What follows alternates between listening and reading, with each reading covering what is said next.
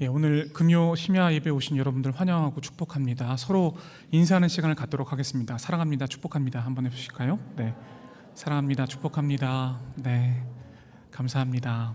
네. 이 시간 하나님의 말씀을 통해서 우리가 거룩한 하나님의 백성임을 다시 한번 확인할 수 있는 복된 자리가 될 수 있기를 간절히 소원합니다. 오늘 설교 제목은 우리는 소금과 빛이다입니다. 같이 따라해 보실까요? 우리는 소금과 빛이다. 네, 우리는 소금과 빛인 줄 믿습니다. 짧은 시를 하나 소개해 드릴까 합니다. 자막 잠깐 띄워주시겠습니까? 네, 제가 잠깐 읽어드리겠습니다. 아무도 그에게 수심을 일러준 일이 없기에 흰 나비는 도무지 바다가 무섭지 않다. 청무 받침가에서 내려갔다가는 어린 날개가 물결에 절어서 공주처럼 지쳐서 돌아온다.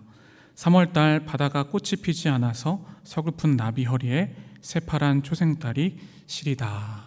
네, 아주 짧은 시인데요. 이 시의 제목은 바다와 나비입니다. 김기림 시인의 바다와 나비입니다. 이 시를 한번 잘 연상해 보십시오. 이 끝없는 바다에서 흰 나비가 날고 있습니다. 애처롭게 날고 있는데요. 상당한 위기 가운데 있습니다. 왜냐하면 바다에서 나비가 난다는 것은요, 굉장히 위험한 거거든요. 아무리 힘들어도 또 계속 날개를 접을 수가 없는 상황 가운데 있습니다. 이 나비는 원래 나무에서 꽃밭에서 이렇게 숨을 쉬면서 쉬어야 되는데 그렇게 하질 못하고 있는 이 광경을 우리가 연상해 볼 수 있는 것이죠.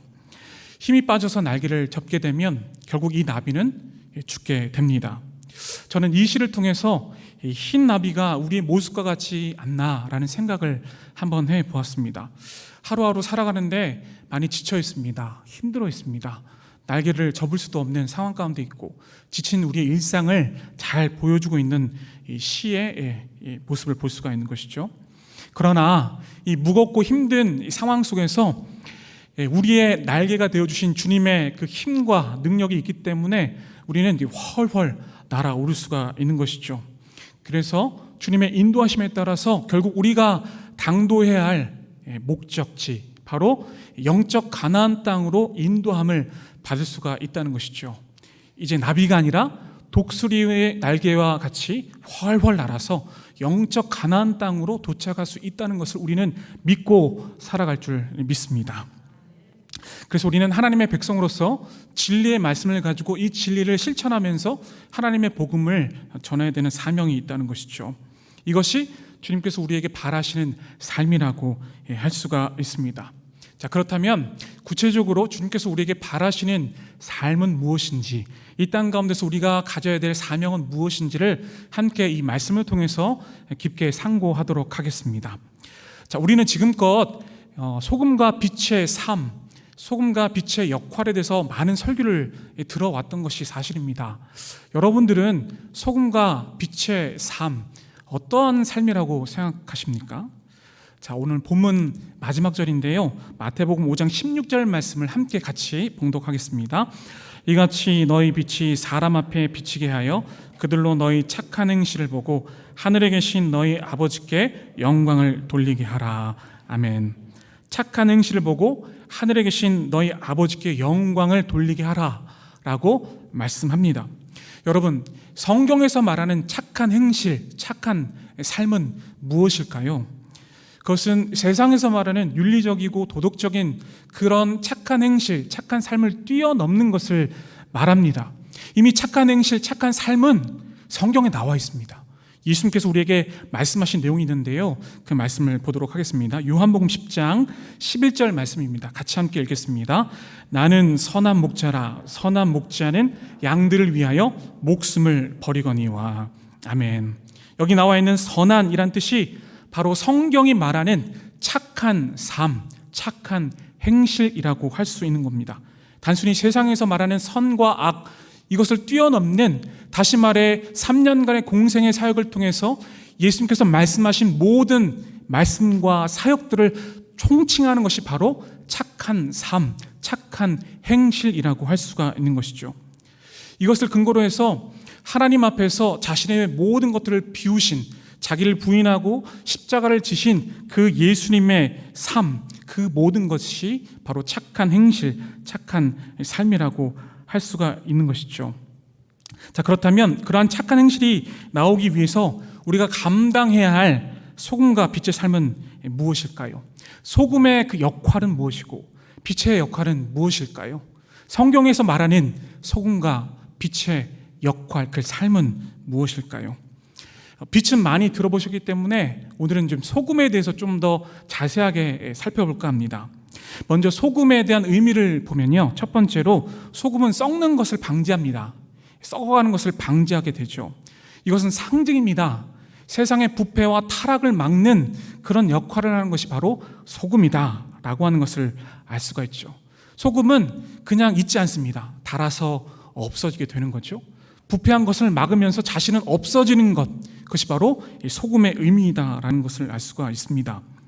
그리고 무엇보다 성경에서 소금의 의미는 하나님 나라의 언약입니다. 하나님 나라의 언약. 자, 역대하 13장 6절 말씀을 볼까요? 자, 함께 읽겠습니다. 이스라엘 하나님 여호와께서 소금 언약으로 이스라엘 나라를 영원히 다윗과 그의 자손에게 주신 것을 너희가 알 것 아니냐. 아멘. 자, 이 말씀해 보니까 영원히 맛이 변하지 않는, 본질이 변하지 않는 이 소금을 통해서 하나님의 나라는 영원하다, 바뀌지 않는다, 영원한 하나님의 나라가 있다라는 것을 이 소금 언약을 통해서 말씀해 주고 있는 것이죠. 그런데 이 소금 언약을 누구로 통해서 하나님의 나라를 이루게 하신다고 말씀합니까? 그분은 또 성경에 나와 있는데요, 갈라디아서 3장 16절 말씀을 같이 함께 읽겠습니다. 함께 읽습니다. 이 약속들은 아브라함과 그 자손에게 말씀하신 것인데 여럿을 가리켜 그 자손들이라 하지 아니하시고 오직 한 사람을 가리켜 내 자손이라 하셨으니 곧 그리스도라. 아멘. 그 한 사람이 누굽니까? 그리스도 예수를 말합니다.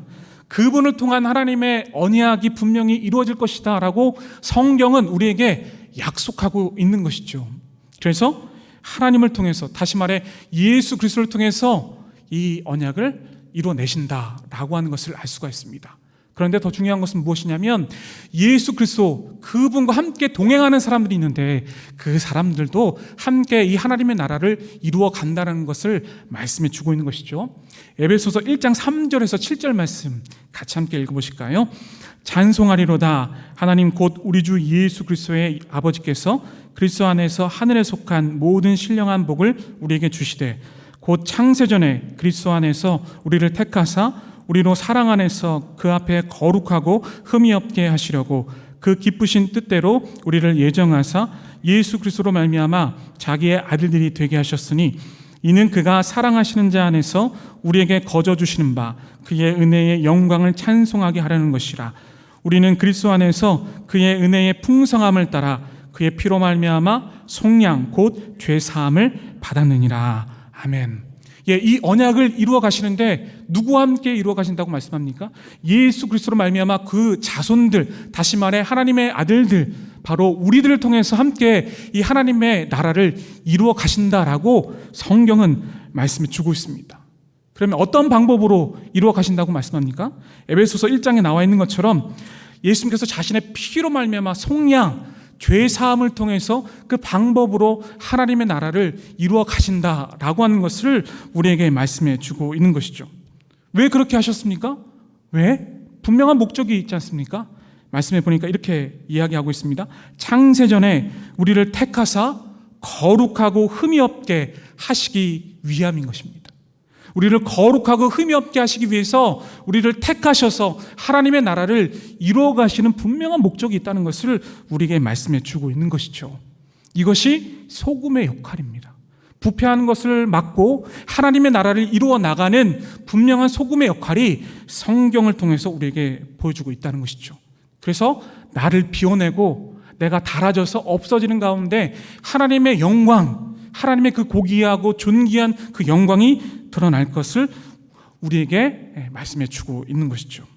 그래서 단순히 썩어져가는 것을 막는 것뿐만 아니라 하나님의 영광을 드러내는 것이 우리의 사명이자 우리의 삶의 목표라는 것을 다시금 우리에게 말씀해 주고 있습니다. 그래서 우리는 나를 비워내야 합니다. 나를 부인하고 닳아 없어져야 됩니다. 하나님의 영광만이 오롯이 드러날 수 있는 그러한 모습이 우리 삶 가운데 있어야 하는 것이죠. 왜냐, 나의 영광이 자꾸 드러나게 되면 아름다운 것이 변질되면 더 추악한 것으로 변하게 됩니다. 그래서 나의 욕심, 나의 가치, 나의 영광이 아니라 하나님의 영광, 그 고귀하고 아름다운 영광만이 드러날 때에 하나님의 나라가 온전히 이루어진다. 다시 말해 나를 비워내고 나를 부인하고 하나님의 영광 가운데 그 영광을 드러낼 때에 하나님의 나라가 분명히 임한다라고 하는 것을 우리에게 말씀해 주고 있는 것이죠. 두 번째로는요, 소금은 회복을 의미합니다. 첫 번째는 아까 말씀드린 것처럼 소금 언약을 통해서 부패한 것을 막고 하나님의 나라를 이루어 나가시는 거지만, 두 번째는 회복을 말합니다. 자, 열왕기하 2장 19절에서 21절까지 말씀을 같이 함께 읽겠습니다. 그 성읍 사람들이 엘리사에게 말하되 우리 주인께서 보시는 바와 같이 이 성읍의 위치는 좋으나 물이 나쁨으로 토산이 익지 못하고 떨어지나이다. 엘리사가 이르되 새 그릇에 소금을 담아 내게로 가져오라 하매 곧 가져온지라. 엘리사가 물 근원으로 나가서 소금을 그 가운데에 던지며 이르되 여호와의 말씀이 내가 이 물을 고쳤으니 이로부터 다시는 죽음이나 열매 맺지 못함이 없을지니라 하셨느니라 하니. 아멘. 자, 이 내용은 엘리사가 사역했던 때의 일입니다. 여리고 성에 우물이 하나 있었는데요, 그 우물이 나쁜 물이었습니다. 다시 말해서 사람들이 그 우물에 있는 물을 먹으면 죽거나 임신한 여인이 그 물을 먹게 되면 유산하는 일이 벌어지게 되었습니다. 이 일을 알게 된 엘리사가 와서 이 우물에다가 무엇을 뿌리냐면 소금을 뿌립니다. 소금을 뿌리니까 어떻게 됩니까? 죽는 물이, 죽어가는 물이 생명수로 바뀌게 되는 놀라운 치유의 역사가 일어나는 것을 우리가 이것을 통해서 볼 수가 있는 것이죠. 소금이 생명수로 바뀌게 되는, 죽어있는 물이 생명수로 바뀌게 되는 그 놀라운 역사 가운데 소금이 쓰여졌다라는 것을 알 수가 있는 것이죠. 회복을 상징합니다. 죽어가는 것이 살아나는 역사, 죽음 가운데 있는 것이 생명으로 옮겨지는 역사가 이 소금을 통해서 이루어졌다라는 것을 알 수가 있습니다. 치유와 회복을 상징합니다. 자, 우리가 소금의 역할을 감당하기 위해서 먼저 중요한 것은 우리가 먼저 치유되고 먼저 회복되는 것이 중요한 것이죠. 그래서 소금은 회복과 치유를 상징합니다. 세 번째로 소금은 구별된 거룩을 이야기합니다. 레위기 2장을 보면 여러 가지 제사에 대한 규정들이 다 나와 있는데요, 그 중에서 소제가 나옵니다. 소제는 곡식으로 드리는 제사를 말합니다. 근데 거기에 소제에 소금이 사용이 되었습니다. 이 소제는 아론과 그의 후손인 제사장들만 회막 안에서 소금으로 만든 떡을 먹게 되었습니다. 그런데 신약 시대에 와서는 이것이 바뀌게 됐습니다. 놀랍게도 바뀌게 됐는데요, 소금으로 만든 떡은 예수님의 말씀으로 말미암아 새롭게 규정이 됐습니다. 말씀으로 말미암아. 자, 이것이 요한복음 6장 32절에서 35절까지 나와 있는데요, 같이 함께 봉독하겠습니다. 예수께서 이르시되 내가 진실로 진실로 너에게 이르노니 모세가 너에게 하늘로부터 떡을 준 것이 아니라 내 아버지께서 너에게 하늘로부터 참떡을 주시나니 하나님의 떡은 하늘에서 내려 세상에 생명을 주는 것이니라. 그들이 이르되 주여 이 떡을 항상 우리에게 주소서. 예수께서 이르시되 나는 생명의 떡이니 내게 오는 자는 결코 줄이지 아니할 터요 나를 믿는 자는 영원히 목마르지 아니하리라. 아멘. 구약 시대에는 소금이 들어간 이 떡은 제사장에게만 허용이 됐습니다. 그런데 오늘 이 말씀에 예수님께서 말씀하시는 말미암아 소금이 들어간 떡, 이 떡은 하늘의 떡인데 그것은 나다라고 말씀해 주시는 거죠. 구약 시대에는 제사장들만 이 떡을 먹을 수 있었지만은 예수님의 그 말씀으로 말미암아 이제 예수를 믿는 사람들에게는 그 하늘의 떡을 먹을 수 있는 분명한 이 은혜가 있다는 것을 말씀해 주고 있는 것이죠. 이 말씀이 새로운 규정으로 우리에게 다가왔고 우리는 믿음으로 말미암아 예수님 안에 거할 수 있다라는 것을 알 수 있었고요, 더불어서 예수님과 함께 연합될 수 있는 그런 기회가 주어졌다는 것을 이야기하고 있는 것이죠. 그래서 주님과 함께, 선한 목자가 되신 주님과 함께 우리가 함께 연합될 때 착한 삶, 착한 행실을 할 수가 있게 되는 것이죠. 요한복음 15장 5절에 보면 이런 말씀이 있습니다. 나는 포도나무요 너희는 가지라. 그가 내 안에 내가 그 안에 거하면 사람이 열매를 많이 맺나니 나를 떠나서는 너희가 아무것도 할 수 없음이라 라고 말씀하고 있습니다. 주님과 함께 연합될 때 우리는 착한 행실을 할 수 있습니다. 전혀 변하지 않을 것 같았던 우리 삶 가운데 주님이 말씀해 주심으로 말미암아 주님이 소금을 통해서 우리에게 다시 한번 새롭게 변화시켜 주시는 그 생명을 우리에게 주셨기 때문에 우리가 이제 착한 행실, 착한 삶을 살 수 있게 되었다는 사실이죠. 이것이 소금의 역할, 성경이 말하는 소금의 역할이자 소금의 삶이라고 할 수가 있습니다. 그렇다면 빛은 무엇을 말할까요? 자, 요한복음 1장에 보면 빛으로 오신 예수님께서 성육신하심으로 말미암아 이 땅 가운데 오셔서 십자가를 짊어지셨다라고 말씀하셨습니다. 그러면서 너희들은 어둠이기 때문에 나의 참빛으로 말미암아 빛의 자녀로 다시 한번 거듭나게 될 것이다 라고 말씀을 해주셨어요. 다시 말해 이 말씀의 의미는 무엇이냐면 우리는 원래 어둠 가운데 있었다는 겁니다.